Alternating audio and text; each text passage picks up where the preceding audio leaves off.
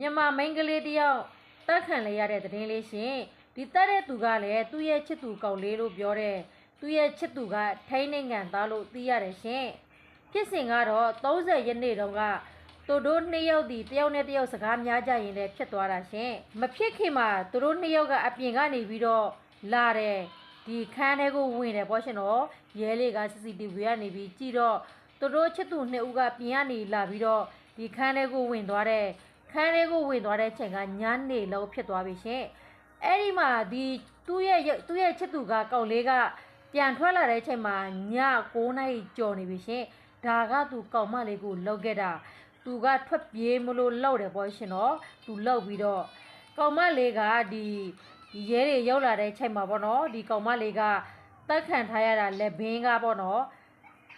ဒဏ်ရာတော်တော်လေးကိုနတ်တယ်လို့ပြောတယ်ရှင်နောက်တစ်ခုကသူ့ရဲ့ဝမ်းပိတ်ကိုလည်းထိုးထားတာ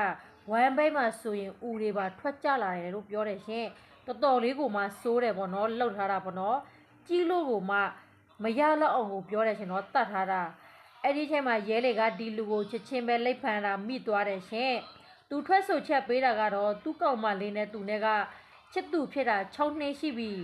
ကောင်မလေးကတခြားသူတွေနဲ့စကားလေးပြောတယ်အဲ့လိုမျိုးရောဝိနေပေါ့ရှင်တော့တခြားသူတွေနဲ့ပြောတာကိုရောဝင်တာ तू ကမကြိုက်ဘူးရှင်တော့အဲ့လိုမျိုးဖြစ်လို့ तू ကတဝန်တူပြီးတော့သူ့ရဲ့ချစ်သူကောင်မလေးကိုအရင်တော့ကလည်းအဲ့ဒီကိစ္စနဲ့တဝန်တူတဲ့ကိစ္စနဲ့ပြဿနာအကြီးကြီးဖြစ်ခဲ့ဘူးတယ်လို့ပြောတယ်ရှင်အခုလည်းအဲ့ဒီ30ရက်နေ့မှာအဲ့ဒီပြဿနာကနေပြီးတော့စပြီးတော့ပြဿနာဖြစ်ရင်တဲ့ကောင်လေးကဒေါသထွက်ပြီးတော့သူ့ရဲ့ချစ်သူကောင်မလေးကို तू ကအဲ့လိုမျိုးလှုပ်လိုက်တာရှင်